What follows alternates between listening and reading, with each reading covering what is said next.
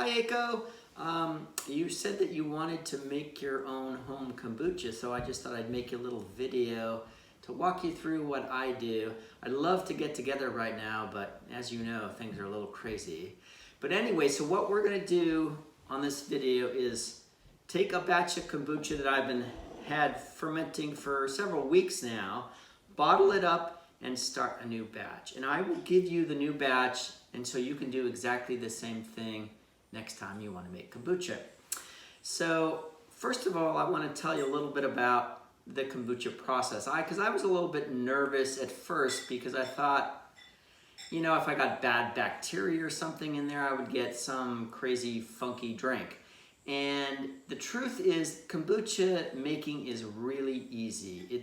We use the process of fermentation rather than, it's opposed to food preservation, which was what I was worried about.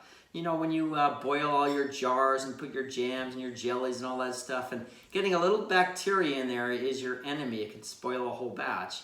But in this process of fermentation, where you're actually using bacteria to make the end product, and there's much less of a chance of getting a bad batch. Anyway, I've been making it for several months now, and I've never had a mishap. So, and I'm sure it's possible to make a bad batch of kombucha, but it's never happened to me. So anyway, let's get started. This batch here, I've had fermenting for a couple of weeks, and we're gonna go through the process of bottling it and making a new batch. So the first thing I do actually is do a little bit in anticipation of the next batch. So I'm going to be making green tea to basically serve as the base of the next batch. I just use this kind of tea here. But I think you can use any black or herbal tea that sounds good to you. I think you have to use primarily tea rather than, like, say, some herbal concoction.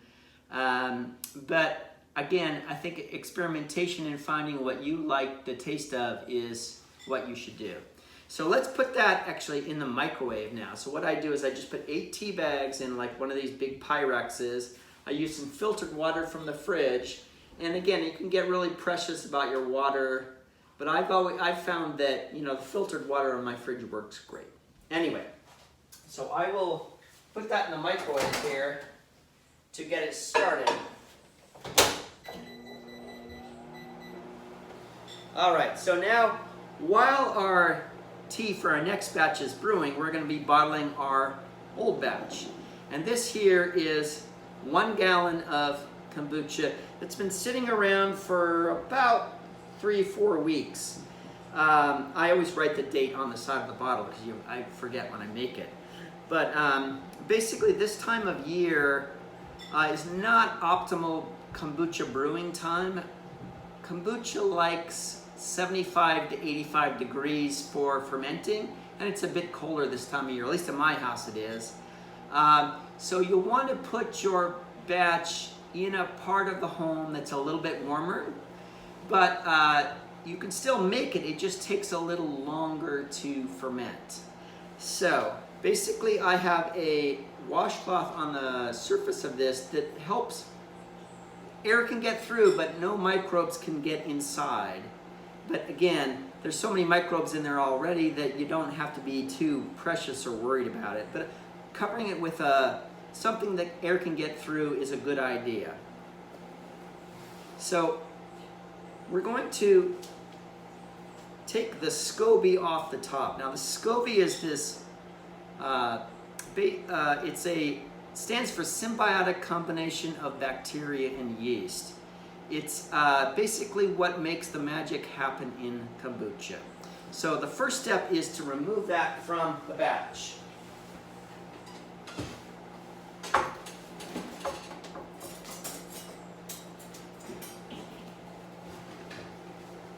I have a plastic container here and a big metal spoon.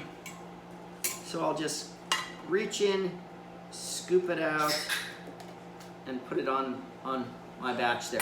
And in addition, for the next batch, you'll need some of the kombucha liquid to sort of start the process in the next batch.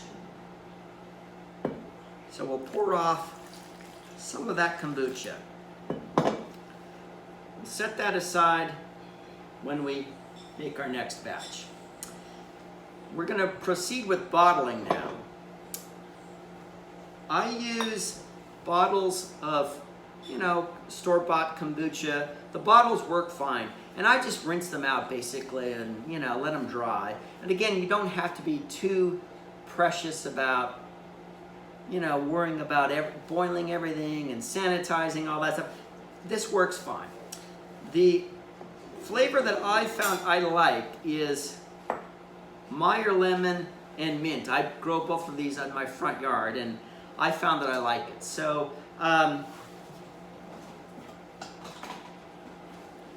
it's a very simple process here. We just add some flavoring to each bottle. And I have this handy dandy citrus squeezer. This is a half of a Meyer lemon. I just squeeze it in there. And then add some mint. One of these little sprigs of mint. Actually, I'll put a couple of sprigs in. I'm going to add a little bit of simple syrup because there's really no sugar in this fruit. Sugar helps with the final process of carbonation of your kombucha. But any sort of fresh squeezed juice usually has enough sugar in it to be fine, so you don't normally have to add any. But I'm going to add a little bit to this.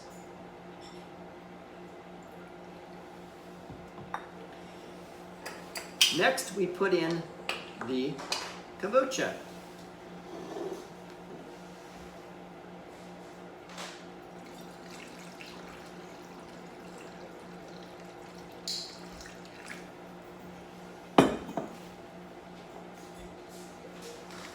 You fill it all the way, almost all the way to the top. You leave a little bit of space, and there's your first bottle. Now, I found that it takes about 7 bottles to do one batch of kombucha, so I will bottle the rest up and be right back with you.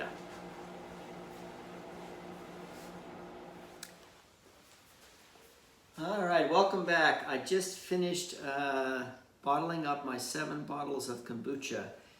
You can set these aside basically at room temperature for at least 3-4 days, but you can leave them for up to many days. They'll just get better and better with time. Let's go through the process now of making a brand new batch of kombucha. I start with a 1-gallon glass jar. Now I got this jar from a pickle jar, actually. I got to eat all the pickles and then I had a jar. This was the same jar that I decanted all of these bottles from. The process of making a new batch starts with brewing up tea. And for 1 gallon of kombucha, I make tea with 8 tea bags. Now, we started the video off, I showed you how I just put them in this container and put it in the microwave and making tea. And that's been steeping for, 10-15 minutes or so. The next step is I will just pour this into the jar here.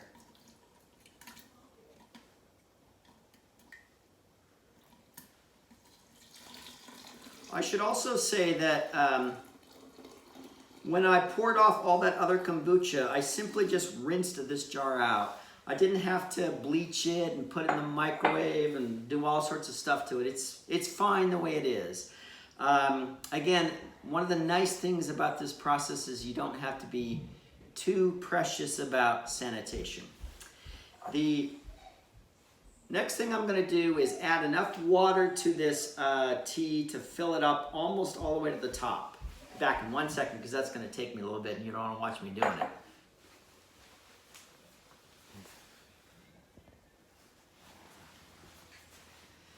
Well, we're now ready to do the final step in making our new batch. Notice I filled this jar up with water, basically just from the filter in the fridge. Still got the tea bags in there, so the first thing I'll do is just dig those out.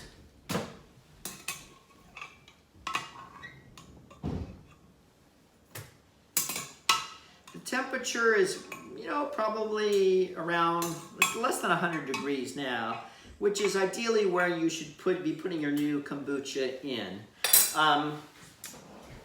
You will add 1 cup of sugar for a gallon of kombucha. Let me,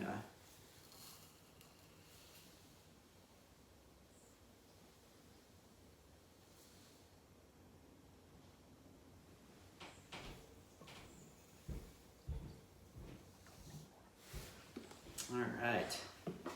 And again, that's just simple white cane sugar. The kombucha and the liquid that we reserved from the last batch, we just put on top. So the SCOBY went in there and the liquid from the last batch.